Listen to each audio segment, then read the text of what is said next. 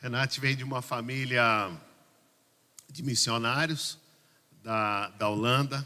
Trabalhei com o pai da Renate por aproximadamente uns 20 anos, né? Foi um missionário, é uma história bem bonita. Eu vou contar bem rapidinho, só para vocês entenderem como Deus vai trabalhando, né? E essa coisa de igreja pequena, eu não acredito. Eu acredito na igreja. A igreja não tem tamanho. A igreja é do Senhor, e essa igreja é parte da igreja universal, daqueles que amam ao Senhor, que buscam ao Senhor em toda parte, que um dia, como a gente cantou agorinha, de toda a tribo, língua, raça e nação vai estar adorando ao Senhor. Amém? Vocês são parte dessa igreja, né? E essa igreja é poderosa, essa igreja é vitoriosa. Então, ele sai de lá da Holanda com 21 anos, um bebezinho, a esposa na mesma faixa aí dos 20 anos, e vão para o Brasil, né? Ou vem aqui para o Brasil, mas não foi para qualquer lugar. Eles foram para o interior do Brasil, para Vila Bela da Santíssima Trindade, interior do Mato Grosso, alcançar gente que era indígena, pessoas que ficaram de um quilombo. A cidade onde a Renate nasceu, a família dela era uma ou duas famílias de brancos, imagina. Todos eram negros, porque quando os portugueses foram embora, ficou esse quilombo. Então é uma cidade de negros. E aí foi onde esse missionário plantou essa igreja, teve a sua família, e o Senhor me abençoou dando essa bênção chamada Renate, já com essa visão do reino de Deus, de servir a outros, gente de diferentes nações.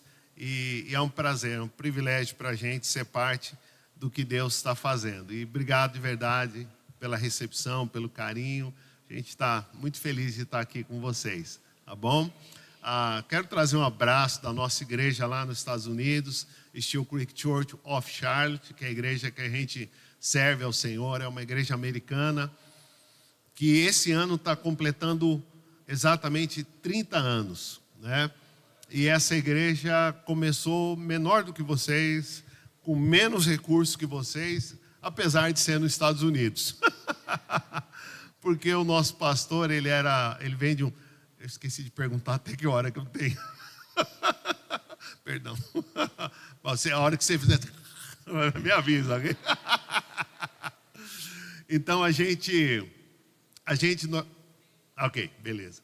Normalmente a gente cuida com horário, eu quero honrar vocês aqui, ok? Mas o Emílio pediu para eu contar, por isso que eu vou começar contando um pouco como que a igreja nasce, porque ela começou assim, são 30 anos, mas ela começa com um pastor nosso, pastor Kelvin, e ele foi criado no sul dos Estados Unidos, Charlotte é a parte sul dos Estados Unidos, e creio que vocês já viram muito da história. A história fala muito da separação racial entre brancos e negros nos Estados Unidos. E ele viveu essa realidade como branco, né? Crescendo numa igreja batista, tendo um pai que tinha dificuldade, porque era normal ser racista para um branco do sul dos Estados Unidos. E ele questionando, mas se a gente é igreja, se a gente é o povo de Deus, como é que isso funciona? Não deveria ser assim, né? E quando ele vai para a faculdade, o melhor amigo dele é um negro. E não era só um negro, era um negro africano, que não falava bem inglês, né? E se torna o melhor amigo dele. E ele com esse desejo de seguir, de falar do amor de Deus, compartilhar do amor de Deus, ele pensava assim: se um dia Deus me der a oportunidade de pastorear uma igreja, eu quero que a minha igreja tenha brancos e negros no mesmo lugar. E ele sai da faculdade e vai servir ao Senhor num projeto. Seria mais ou menos ir a Heliópolis, ou para Heliópolis, que está aqui perto, começar uma igreja lá dentro. Foi mais ou menos isso. E ele começou a compartilhar com as pessoas, porque tem isso nos Estados Unidos, viu? E domingo ele levava essas pessoas para a igreja, que era uma igreja que tinha doutores, que tinha muita gente branca, gente rica, de elite, era, né, a nata da sociedade, né? E ele chegava com a galera dele, branco, negro, latino. E chegou um momento que o pastor dessa igreja falou assim para ele: Kelvin, eu acho que seria melhor esse pessoal, eles iam se sentir melhor em outro lugar. Em outras palavras, vocês não são bem-vindos aqui. E ele começa a igreja nesse bairro, que é Steel Creek, por isso o nome Steel Creek, que é onde está a nossa igreja até hoje. Mas ele começa ali numa comunidade, a compartilhar do evangelho, entendendo que a casa de Deus tem que ser uma casa de oração para todos os povos. Porque é isso que ensina a Bíblia. Não importa. Então, uma das coisas que a gente ama a igreja local. A gente ama as comunidades que estão crescendo, que estão sendo bênção nesse bairro. De verdade, a gente não acredita muito nas megas igrejas, nas grandes denominações, porque tristemente se tornaram negócios. É triste. É triste. Um dia eu vi alguém dizendo: cara, Pedro era um grande empresário. Era um homem de... Pedro era um pescador, ponto. Não vamos inventar, né? Pedro não tinha nem dinheiro, né? Não tenho prata, não tenho ouro, mas o que eu tenho é o que eu te dou. E é mais ou menos o que o Emílio estava falando agora, que a gente oferta primeiro a nossa vida. E vocês estão ofertando nessa comunidade. Eu fiquei super feliz de poder estar aqui com vocês, né? Eu falava para minha esposa, falei: uau, amor, olha Mira, depois você vai entender o Mira aqui. Eu falava para minha esposa assim: olha que legal, Renate, eles com pouco recurso estão fazendo tanta coisa bonita, as salas, a transmissão, o áudio, o som. E às vezes lá nos Estados Unidos, a gente vê equipamentos que são jogados fora que fariam muita diferença, né? Ah, por que não usa mais? Não, compramos alguma coisa nova. Mas tem um texto em Zacarias, depois o Emílio pode procurar certinho, que ele fala assim, que a gente não pode desprezar os pequenos começos. Não despreze o dia dos primeiros começos. Isso é bênção, irmãos. É alegria. Ser parte da história do que Deus está fazendo. A nossa comunidade começou assim. Hoje são 50 nações diferentes representadas, é uma igreja multicultural, multiétnica, multigeneracional, tem pessoas de todas as idades. Zacarias 4:10. Então guarde esse texto, Zacarias 4:10. A gente não pode esquecer. Tem uma frase, ontem me perguntaram: Joel, qual que é a sua frase, né? A minha frase é, para mim, essa marcou minha vida num momento bem especial, que é a gente viver no palácio com coração de manjedoura. Então, a gente não precisa mudar porque a gente está no palácio. O que não pode mudar é o coração da gente. Viver no palácio com coração de manjedoura. Essa frase não é minha, eu ouvi do Asaf Borba, né? A gente estava num momento lá dentro de um jato particular, e ele fala isso para mim: Joel, está vendo tudo isso aqui não é nada, porque a gente precisa viver no palácio com o coração de manjedoura. E o jato também não era dele, emprestaram para ele e a gente foi de carona, né? Olha que coisa que Deus faz. E sabe onde a gente estava? Não era aqui em São Paulo, a gente estava em Rondônia. Sabe onde fica Rondônia? É longe, gente. Você acha que Capão Redondo é longe? É nada. Rondônia é longe. E Rondônia é tão longe que o povo confunde o nome, chama de Roraima. É Rondônia, né? Mas o que eu quero dizer para vocês? Glória a Deus pelos pequenos começos. Glória a Deus pela manjedoura. Glória a Deus, se o Senhor levar no palácio, mantenha a humildade, a simplicidade e o coração de manjedoura. Por isso que eu não gosto muito dessa ideia de dar biografia, porque a nossa biografia é servidor de Cristo, a gente serve a Ele, né? A gente vive para Ele, a gente é chamado por Ele. Então, o que acontece? Essa nossa igreja é uma igreja, e eu vou tentar compartilhar alguns textos e fazer um pouco do que o Emílio me pediu, que é contar um pouco da nossa história, né? Como família, como casal, a gente vem de um processo interessante, que Deus deu uma oportunidade para a gente né, de poder servir ao Senhor juntos e servir a outros, né? Então, a nossa igreja, ela é uma igreja multicultural, como eu dizia para vocês. Nós temos 50 nações que se reúnem, de 50 nações diferentes representadas, seja de missionário, seja de um membro da igreja. Temos cultos ao mesmo tempo em inglês, espanhol, por isso que eu falava mira, porque eu sou o pastor do Ministério Hispano, então nosso culto é todo em espanhol. Então, quando eu venho para o Brasil, eu tenho que dar uma virada aqui no português, né? Se você escutar alguma coisa estranha, a culpa é minha, né? O nosso culto é em espanhol, né? E tem culto árabe acontecendo na mesma hora. Então, a gente tem uma propriedade, graças a Deus, muito grande, que tem espaço para todo mundo, né? Tem culto do pessoal da Mongólia, adorando a Deus, né? Vietnamita, africano, é bem interessante.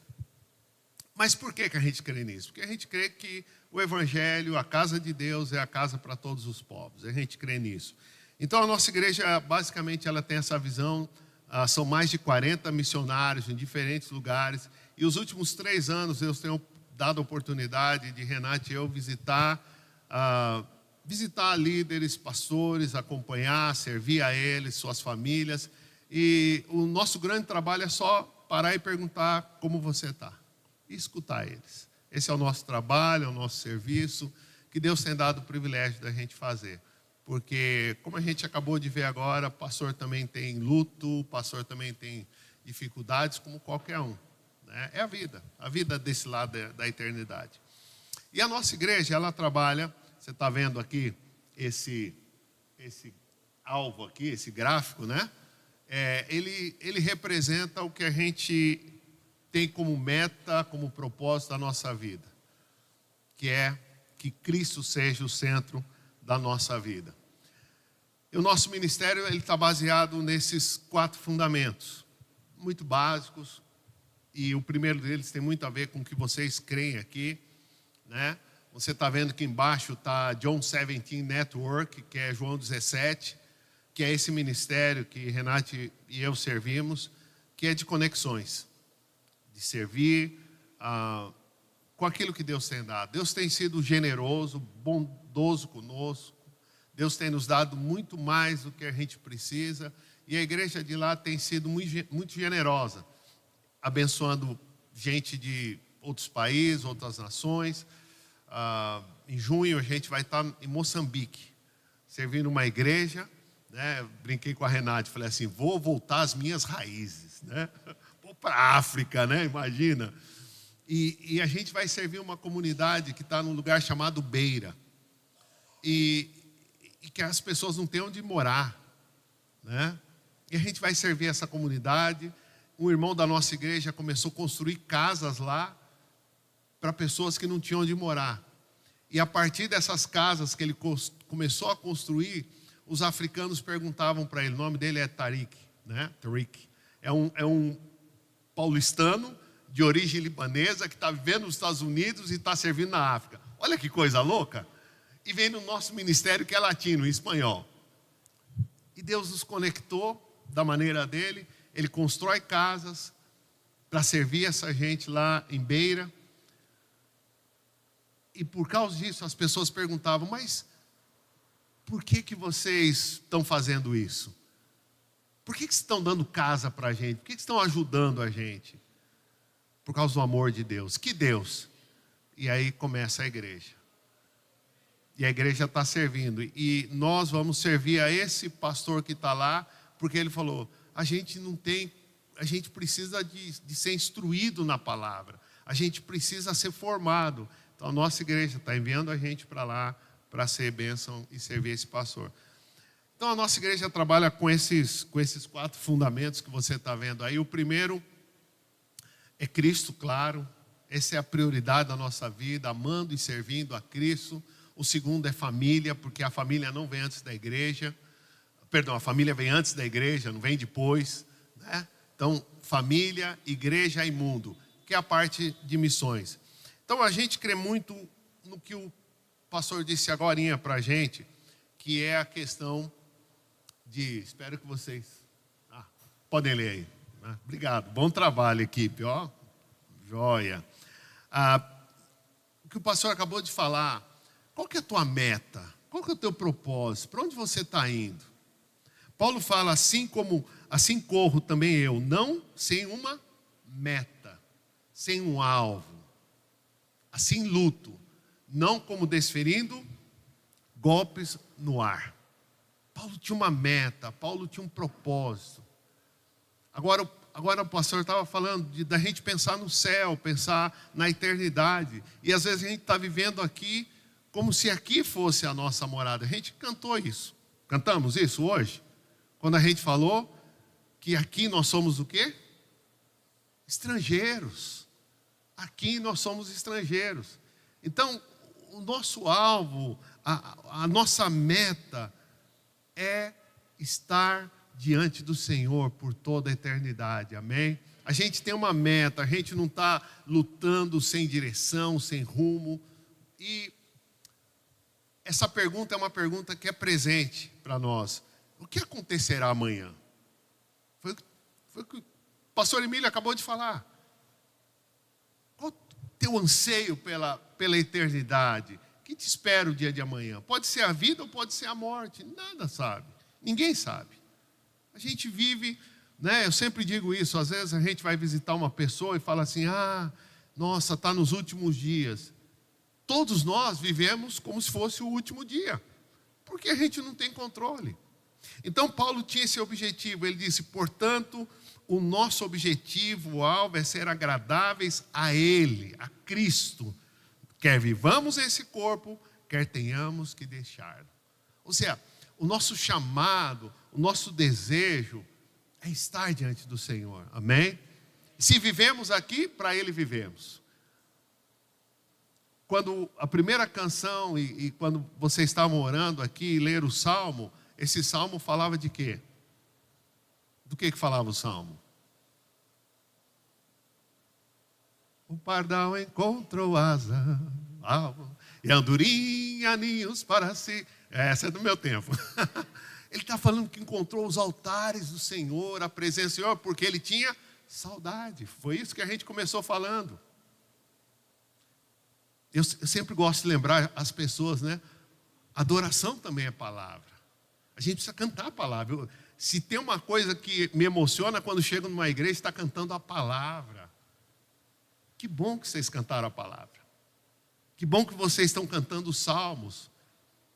Porque a adoração não é para a gente, é para Deus. E teve um tempo aqui na musicalidade, aqui no Brasil, que as músicas sempre eram me abençoa, me dá, meu milagre. Não, irmãos, a gente vem para adorar o Senhor, amém? Para exaltar o Senhor. A gente tem do Senhor muito mais. Então, o nosso desejo, a nossa expectativa é adorar o Senhor. E é interessante que quando a gente pensa nessa palavra meta, né? Ela também pode ser definida como uma palavra que às vezes é mal interpretada ou tomou um sentido um pouco negativo, que é a ambição. Esse desejo de alcançar o alvo. Então, a gente fala muito das nossas metas espirituais, né, que deve ser a nossa prioridade principal, o nosso filtro pelo qual a gente vive a nossa vida. Eu quero agradar ao Senhor. Essa comunidade, ela vai fazer diferença, vocês podem fazer diferença com esse coração, sempre quando vocês fazem com esse desejo, que o Senhor seja exaltado, que o Senhor seja glorificado. Porque, por exemplo, às vezes, o que acontece? Às vezes a denominação ou a estrutura, ela é muito maior do que o que a gente está pregando. Isso é um perigo. O que a gente prega, o que a gente vive, tem que ser muito maior do que qualquer denominação. Vocês lembram como que as pessoas, os primeiros cristãos foram chamados? Antes de serem chamados cristãos, eles foram chamados de quê? Os do caminho. Olha aí, vem os do caminho. Porque eram discípulos de Cristo. Então a gente acredita que essa realidade, né, que Deus conhece o detalhe, por exemplo, Deus conhece cada detalhe da nossa vida, Ele conhece as nossas vitórias, desafios, nossos sonhos, as nossas dores, né? E Ele também conhece as nossas prioridades. A gente ora, Senhor, O Senhor conhece meu coração, a minha dor, o que eu estou passando. Mas não se esqueça, o Senhor também conhece as nossas prioridades. Por que a gente tem dificuldade de guardar os 10 mandamentos? Não é verdade? A gente não consegue guardar os 10 mandamentos. Porque qual que é o primeiro mandamento? Amarás o Senhor seu Deus sobre todas as coisas. Mas você sabe qual é o grande problema do mandamento? É que se você em toda a sua vida, em todos os seus dias, em todos os momentos, Deus não foi a prioridade da sua vida, você já não passou no primeiro mandamento. Mas o Senhor veio, amém? Graças a Deus Ele veio, Ele enviou o seu Filho amado, Jesus, e Ele sim cumpriu toda a lei. Então o Senhor conhece, né, o que está no nosso coração, o que a gente busca. Eu vou adiantar um pouquinho para ir para os 4 fundamentos, né? Queria falar um pouco sobre isso, para você entender por que a gente acredita nesse conceito. E esse material vai ficar aqui, tá? Depois, se você quiser se servir para alguma coisa, pode usar, livre, é para vocês. Até avisei, falei, são 100 e tantos slides, mas não vou falar todos não. Senão o povo vai estar em jejum já aqui, né? Uma das coisas que a gente tem percebido é que ser igreja deveria ser uma coisa simples, amém, irmãos? Deveria ser simples, não podia ser complicado. Lembra como era a mensagem de Jesus? Vem, segue-me. Só isso? Vem, segue-me. No caminho você vai descobrindo que tem outras coisas. Mas é isso. Você vê a igreja primitiva, como que era a igreja primitiva? Eles se reuniam em torno do ensino dos apóstolos, da oração, da comunhão, do partir do pão. Isso é igreja. Mas quando a gente começa a incrementar outras coisas, é um problema. Então, esses 4 fundamentos, eles respondem a um princípio muito claro. Nosso pastor, ele foi a uma conferência, né? Como tantas conferências, né? E a conferência é muito legal, o pessoal fala um monte de coisa e tal. Mas ele sai dessa conferência com uma pergunta que quase todo mundo faz. Tá, mas como é que a gente faz isso funcionar? Né? O pastor Emílio falou agora da conferência 21. Muito legal, uma bênção, né? E foi um bom tempo lá. Mas quando você vem para cá, não é aquela realidade, é outra realidade. E a pergunta é, qual é a realidade para São Caetano? Que não é a mesma realidade de Alphaville. O que Deus quer para a comunidade de São Caetano? Que não tem nada a ver com a comunidade de Alphaville. O que Deus quer para o lugar onde Ele nos tem plantado? Então o pastor Kelvin vai para essa conferência com um grupo de pastores, e o tempo todo da conferência foi, vocês têm que fazer discípulos, temos que fazer discípulo, o discipulado, e uma e outra reunião. Terminou a conferência, a pergunta era, como? E não tiveram a resposta. Então nascem esses 4 fundamentos, que não são novos, estão na Bíblia. O primeiro deles, viver em amor e serviço. Viver em amor... Tá certo, né? Eu passei 2. Tá certo, ok. Viver em amor e serviço a Cristo. Esse é o primeiro fundamento para a gente. E como que a gente define isso? Tornar-se homens e mulheres. E eu fiquei feliz porque eu vi no site de vocês. De oração, da palavra e da adoração pessoal. Vocês já leram isso na declaração de vocês? Está lá. Está lá. É básico, irmãos. Se a gente quer adorar a Deus, se a gente quer servir a Deus e ter Ele como fundamento e quer viver em amor e serviço a Ele, a gente precisa conhecer Ele. E não tem outra forma da gente conhecer se não for através da oração, da palavra e da adoração pessoal. É a maneira que a gente tem para conhecer o Senhor. O segundo pilar para a gente é família. Viver em amor e serviço no lar. Colocar nossos lares, solteiros, casamentos, filhos, finanças em ordem bíblica. Quanta gente quer servir na igreja, ou quer ser missionário, mas a família está um desastre. Está desordenado. E eu não estou falando que a tua família tem que ser perfeita, verdade? Porque não tem família perfeita. Nenhuma família é perfeita, né? Você olha assim e fala, que bonito, né? O pastor Joel falando da família dele, 5 filhos, 3 netos. Tem seus desafios. Como qualquer família. Como qualquer família. Agora a questão é, como eu lido com isso? Né? Então que a nossa família, nosso lar esteja na ordem bíblica. O nosso terceiro fundamento é esse, vivendo em amor e serviço à igreja. E principalmente pensando na igreja local, a comunidade de vocês aqui. Então, amar a noiva de Cristo e manter-nos unidos em nosso propósito, ministrar aos pobres, aos perseguidos e aos necessitados. Irmãos, eu não acredito na missão fora da igreja. Eu creio que a missão, ela começa e ela é revelada na igreja. A igreja é o organismo vivo que Deus preparou, a igreja é dele, a noiva é dele. Em 2007 estava vendo uma crise pessoal em relação a ministério e tantas coisas, né? E eu lembro que o irmão disse assim para mim, Joel, por que você está sofrendo assim? A igreja não é sua não, cara. Você é só o amigo do noivo. A noiva é de Cristo. E a gente serve a noiva dele. E a gente serve a ele. A igreja não é minha. Eu fiquei curioso. Por que essa igreja tem nome de Legado 33? Todo mundo aqui sabe, né? Tá bom. Porque a noiva é dele. Ele entregou a vida dele por ela. E a gente tem o privilégio de servir a noiva dele. Então é um pouco disso que a gente fala nesse ponto. E o quarto fundamento para a gente, como igreja, é amar e buscar os perdidos. Ou seja, viver em amor e serviço ao mundo, amar e buscar os perdidos, evangelizar, discipular, dar um testemunho claro e autêntico de Cristo e de sua salvação. Vamos ser sinceros. Quando o mundo olha a igreja através das redes sociais, eles estão vendo isso? Em geral? Não. Sabe por quê? Porque não existe um testemunho da igreja.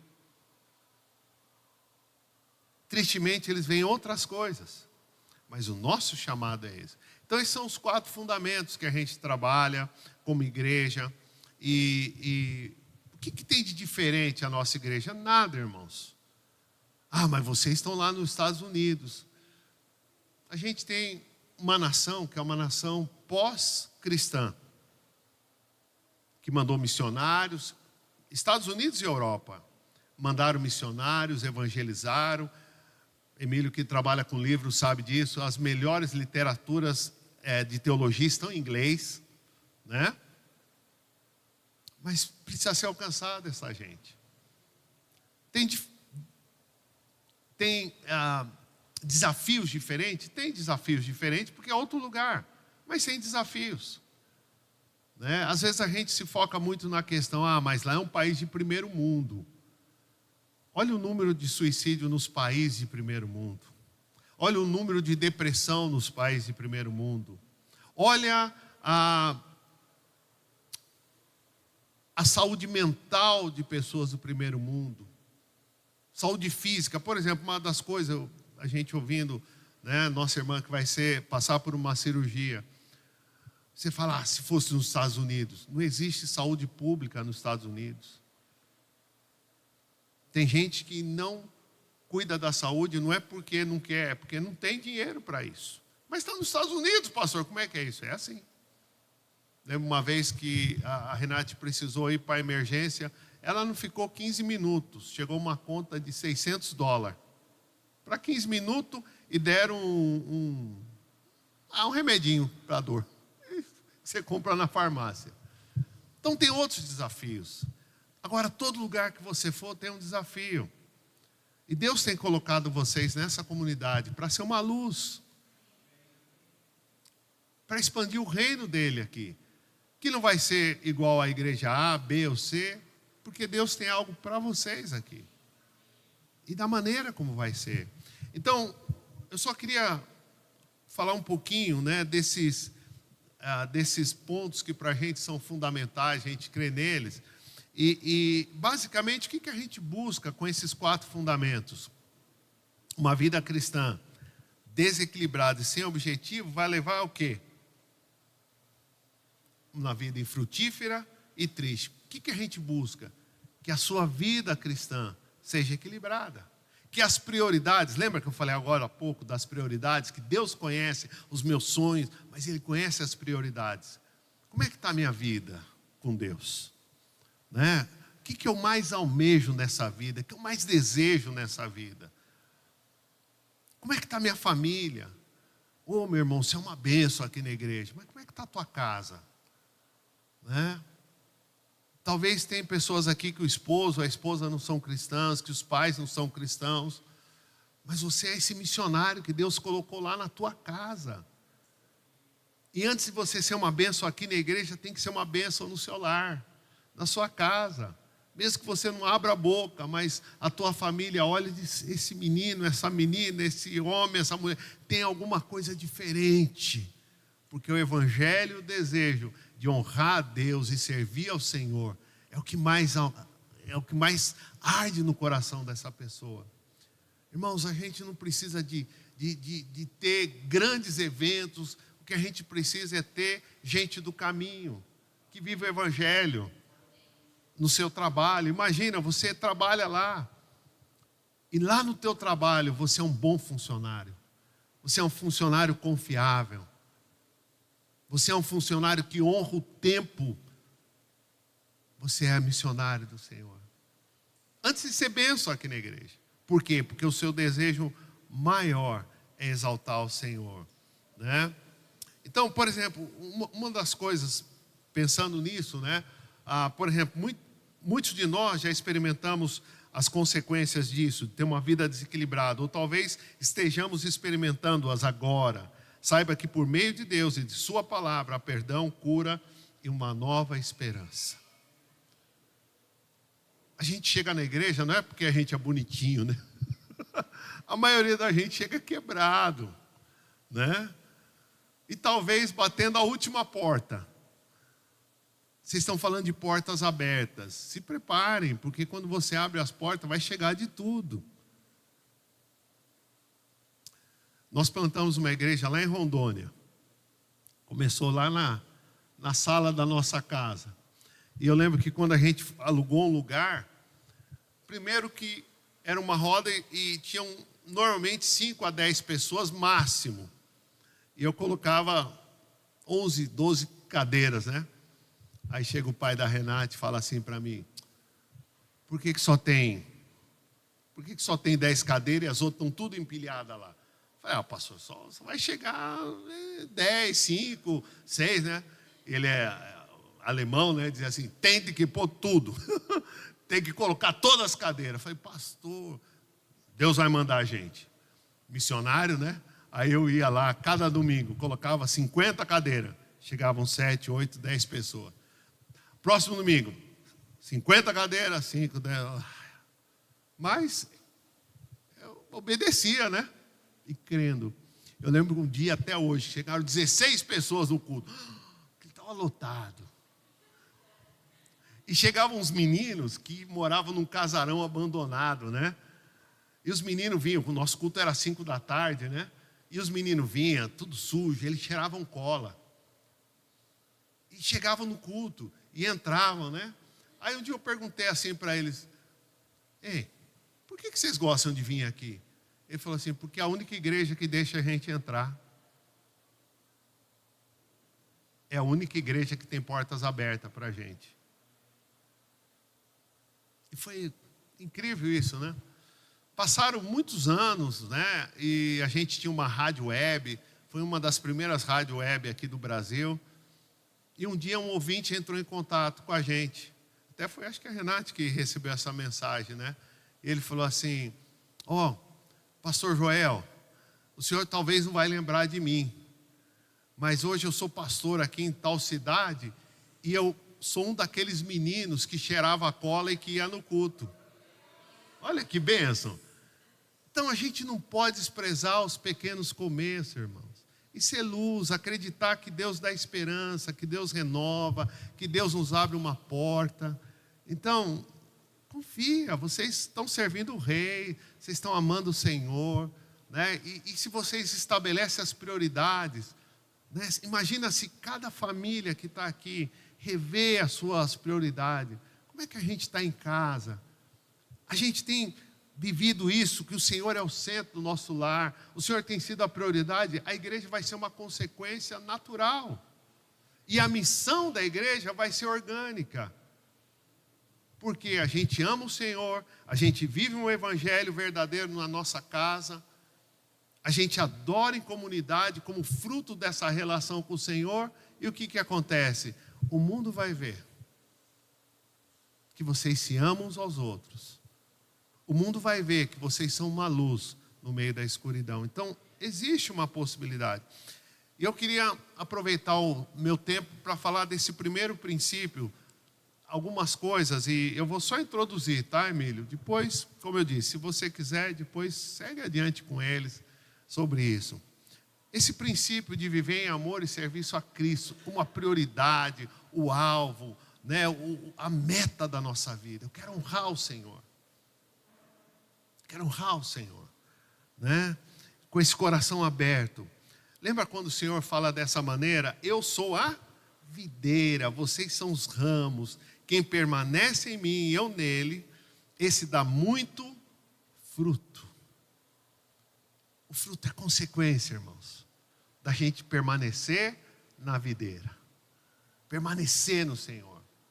Vai ser natural. Porque sem mim vocês não podem fazer nada. Às vezes a gente pode ter recursos, pode ter coisas. Eu tenho dito que às vezes você vai a igrejas que tem tudo. Tem um som maravilhoso, tem uma estrutura, tem ar-condicionado, tem cadeiras boas, mas não tem Deus, não tem Cristo. É só uma estrutura. E as pessoas estão fazendo. Por exemplo, uma das características de muitas igrejas dos Estados Unidos é que os músicos são todos pagos. Eles contratam os melhores músicos para ter o melhor som. Mas sabe o que acontece? Esse povo não vive a vida da igreja. Ele chega, toca e vai embora. Eles não ficam nem na pregação, para você ter ideia. Eles ficam numa sala reservada, sala VIP. Aí quando dá hora de terminar, termina, recebe o cachê e vai embora. Isso não é igreja, irmãos. Não é igreja. Né? Estava falando, como é que é teu nome? Hã? Tabata. Que lindo ver ela tocando aqui, né?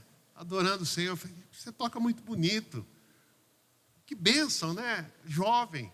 E ver uma adoração multigeneracional, né? Tem a galera que já passou das 6 da tarde, né? Mas está vindo a galerinha das 7 da manhã, né? E na mídia.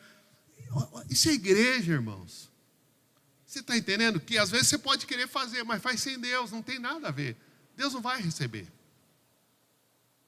Sabe o que aconteceu? Eu estou estudando um texto, que se Deus me permite, eu vou pregar hoje à noite, de Ezequiel 44, quando fala que o povo de Deus já não tem mais discernimento entre o santo e o profano, entre o puro e o impuro. Sabe o que estava acontecendo? Os levitas, os que deviam conduzir a adoração, eles estavam terceirizando. E Deus falou, não, esse trabalho é de vocês, não é dos incircuncisos de carne ou do espírito, esse trabalho é de vocês.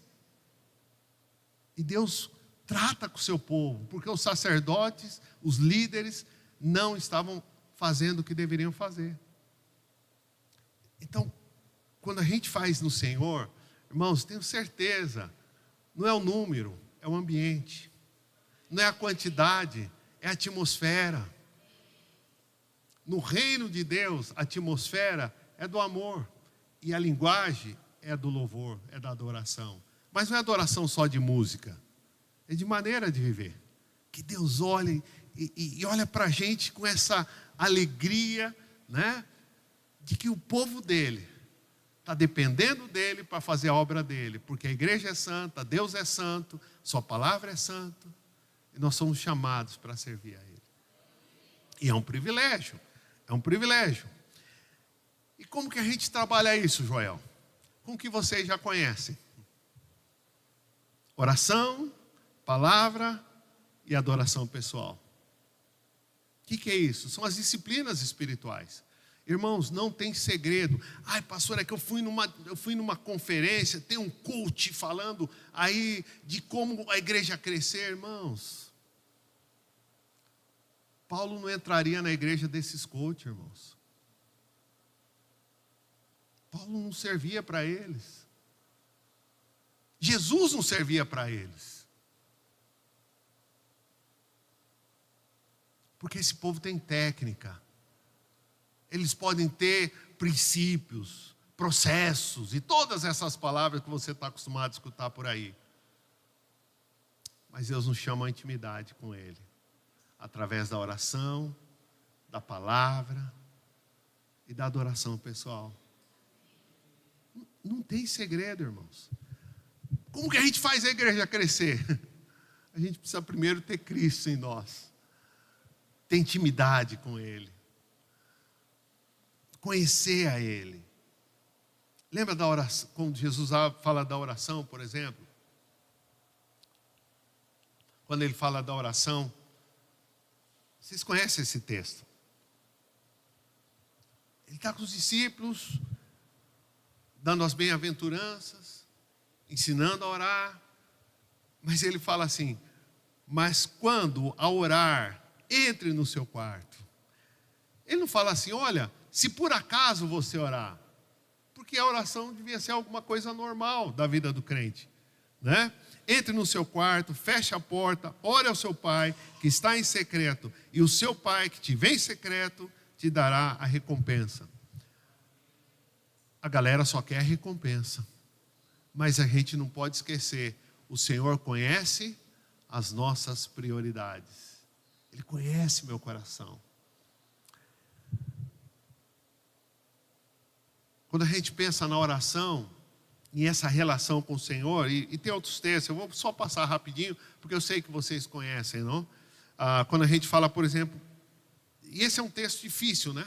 Talvez em um momento como algumas famílias estão passando aqui. Não fiquem preocupados por coisa alguma, mas em tudo sejam conhecidos diante de Deus os pedidos de vocês pela oração, pela súplica, com ações de graça. Esse texto é lindo, mas não é fácil. Verdade? Ou seja, ele fala de angústia, fala de preocupação, mas fala que a gente tem que fazer isso com súplica e ao mesmo tempo ser agradecido. Porque a vontade de Deus, ela é o quê? Boa, perfeita e agradável. Para quem? Essa é a grande pergunta. A vontade de Deus é boa, perfeita e agradável. E a outra pergunta é para quem? Porque se a resposta, a vontade de Deus é um não para você. Quantos de nós temos orado por um milagre, Senhor? E a resposta foi não. E a vontade dele continua sendo boa, perfeita e agradável? Difícil, né, irmãos? Lembra do Paulo? Deus leva Paulo aonde? Ao terceiro céu. Ele tem visão, tem revelação. E Paulo fala que ele viu coisas que não são dignas de serem ditas, que não pode dizer. E eu fico pensando nesses caras que vão para a internet e vão tomar café no céu, volta, come bolo. Irmãos, esse povo está de brincadeira. Esse povo não é sério. Paulo fala, e ele tem tanto temor que ele fala, conheço um homem que se no corpo ou fora do corpo foi levado ao terceiro céu. E que para que ele não ficasse orgulhoso, soberbo, o que Deus fez? O que Deus fez? Colocou um espinho na carne dele. O enviado de Satanás. Ou seja, olha a situação. Deus dá a visão, leva ele não pode falar nada, e ainda para não ficar orgulhoso, tem um espinho na carne. Vontade de Deus, boa, perfeita e agradável. Para quem? Porque Paulo fala, eu orei 3 vezes, pedindo ao Senhor. E qual foi a resposta do Senhor? A minha graça é suficiente, a minha graça te basta. A vontade de Deus, boa, perfeita e agradável, para quem? Então, quando ele fala que a gente precisa dar ações de graça, é para o nosso bem. A gente talvez não entenda agora, mas a vontade de Deus é boa, perfeita e agradável para nós. Sempre quando a gente está no centro da vontade dele. Então, por exemplo, esse é um dos textos que a gente vai trabalhando. E a gente poderia falar mais sobre a oração. A gente poderia continuar falando... estou voltando. A gente pode continuar falando sobre a palavra, que é fundamental na nossa vida. A centralidade é a palavra de Deus, irmãos. Eu amo as canções, mas o que você precisa é sempre recordar a palavra de Deus. Recordar o que está escrito. Recordar os princípios da palavra. Então são esses princípios que a gente vai trabalhando. Eu sei que são textos que vocês trabalham, que vocês conhecem aqui. E tem um ponto, vou seguir um pouquinho mais, que é a adoração pessoal. Talvez com a oração a gente vai bem, né? Com a palavra a gente vai bem, tem o devocional que o pastor entrega, tem o culto de domingo, mas a adoração pessoal é só quando tem culto, né? Não. Mas vem a hora, e já chegou, em que os verdadeiros adoradores adorarão o Pai em espírito e em verdade. O que é adorar o Senhor em espírito e em verdade? Não é a música, não são as canções, é o meu coração diante dele. É o meu coração quebrantar diante dele. É o meu desejo de honrar ele em tudo que eu sou. A gente falou aqui, e ouviu hoje aqui, que ofertar não é dar dinheiro, ofertar é dar minha vida. Isso é muito interessante. Como que no Antigo Testamento, como que os sacerdotes faziam? Eles traziam a oferta do povo. Mas quando chega no Novo Testamento, em Romanos, fala o quê? Apresentar os nossos corpos como sacrifício santo, sacrifício vivo, santo e agradável a Deus. É a tua vida. Então a adoração pessoal talvez é uma das disciplinas que a gente tem mais dificuldade, porque a gente conectou a adoração pessoal com o culto, a gente conectou a adoração pessoal com música. Também é parte da adoração, mas a adoração pessoal é a minha entrega ao Senhor. Então esses são alguns dos princípios que a gente serve, que a gente vive o Evangelho crendo nisso e acreditando nesses princípios. E esse primeiro fundamento, que como eu disse, vai ficar aí para vocês, e se interessar, depois vocês podem seguir com ele, né? A gente se resume basicamente nisso.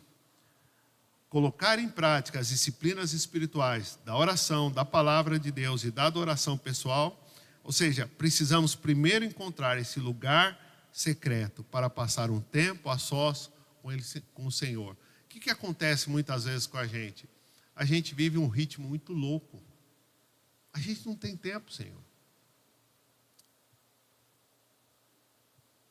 Eu gosto de tecnologia, ok?